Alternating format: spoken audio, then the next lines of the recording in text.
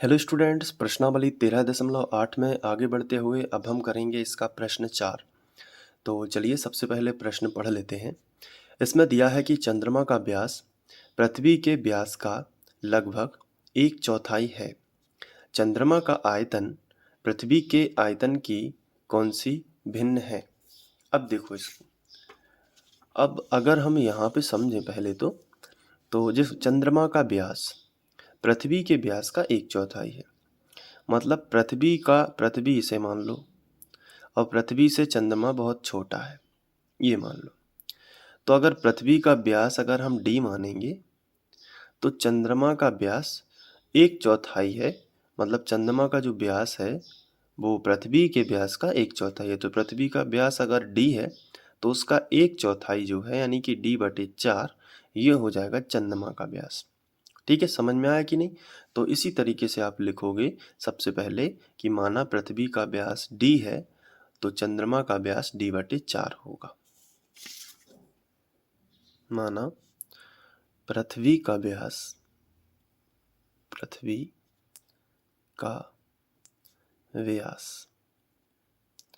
तो पृथ्वी का व्यास कितना है d, तब चंद्रमा का व्यास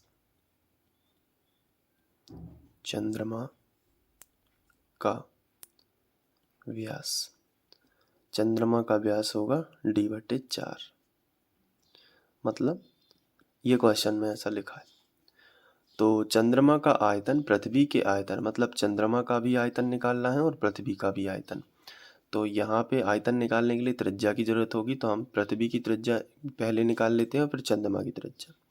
तो लिखेंगे इसलिए पृथ्वी की त्रिज्या।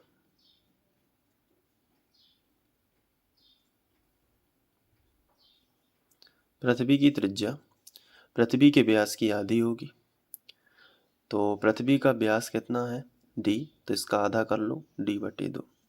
अब चंद्रमा की त्रिज्या, तो चंद्रमा की त्रिज्या, तो चंद्रमा की त्रिज्या जो है वो कितनी होगी, उसके व्यास का आधा यानी कि d/4 का आधा करेंगे तो इसके बटे 2 करेंगे, मतलब व्यास के बटे 2 करेंगे। तो बटे 2 जैसे यहाँ पे समझो, जैसे ये लिखा है d/4, अब इसके बटे 2 करेंगे तो ये बटे के बटे में आ गया, इसलिए इसके बटे कुछ नहीं है तो 1 कर सकते हैं, ये संख्या पलट जाएगी।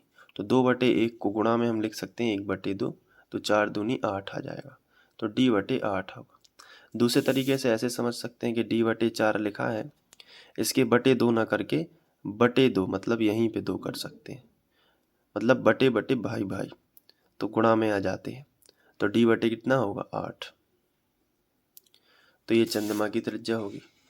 इस हिसाब से पहले पृथ्वी का आयतन निकाल लेंगे फिर चंद्रमा का आयतन। तो लिखेंगे फर्स्ट नंबर पृथ्वी का आयतन।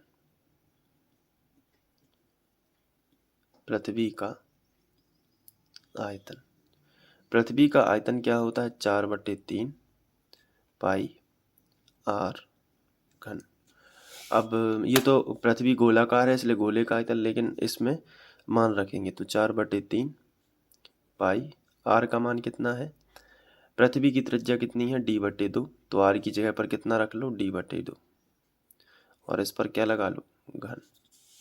ठीक है, तो 4/3 पाई d घन और बटे 2 को 3 बार गुणा लिखोगे तो 2 दूनी 4 दूनी 8, क्योंकि 2/3 की घात है तो यहाँ पे क्या आएगा 8। ये कैंसिल हो जाएंगे, 4 एकम 4, 4 दूनी 8, तो आएगा d घन पाई बटे 3 दूनी 6। बस यहीं पे इसको रोक के रखते हैं क्योंकि अब आगे कैंसिल नहीं होगा। इसे हम इकाई इसका कोई मात्रक तो है नहीं तो इसको इतना ही रखते हैं। अब चंद्रमा का आयतन निकालेंगे सेकंड नंबर पर, तो हेडिंग डाल देंगे चंद्रमा का आयतन। तो चंद्रमा का जो आयतन होगा वो होगा 4/3 पाई r घन। फिर से क्योंकि चंद्रमा गोलाकार है लेकिन त्रिज्याएं अलग अलग हैं, तो 4/3 पाई r घन। आर का मान कितना है, तो चंद्रमा की त्रिज्या रखेंगे d/8, तो यहाँ पे आएगा d/8 आर की जगह पर, लेकिन आर पर घन है इसलिए d/8 का भी क्या हो जाएगा, घन।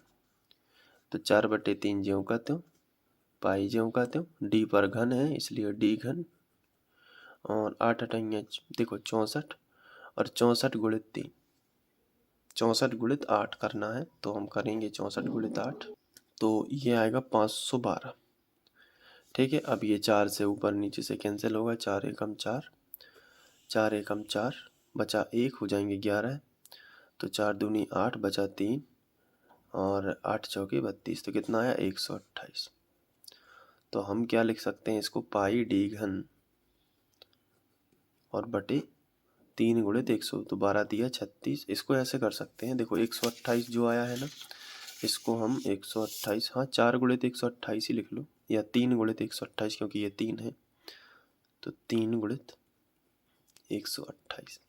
ठीक है, अब इन दोनों का भिन्न निकालना है, मतलब इनका अनुपात, तो उसको भी कर लेते हैं।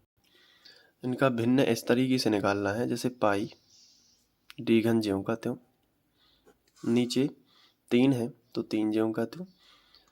128 को क्या लिख सकते हैं, 128 को लिख सकते हैं 64 गुणित 2, तो 2 गुणित 64। ऐसा क्यों लिखा है, क्योंकि हमें ये बनाना है यहाँ पे, तो इसके नीचे क्या है 6, शुरू में केवल 3 था, तो 3 में कितने का गुणा करें कि 6 बन जाए, 2 का, तो 128 को हमने 64 गुणित 2 लिख लिया, तो ये 128 भी लिखा है।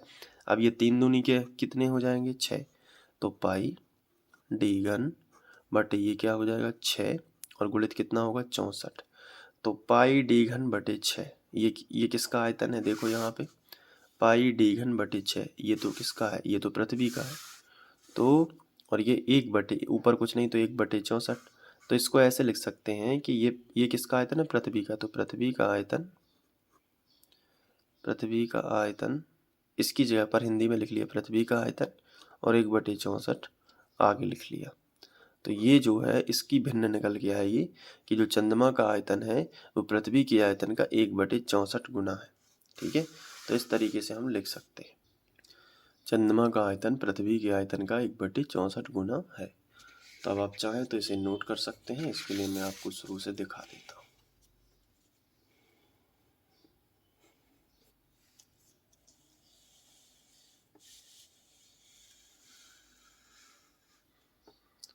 चलिए आगे बढ़ते हैं, थैंक यू।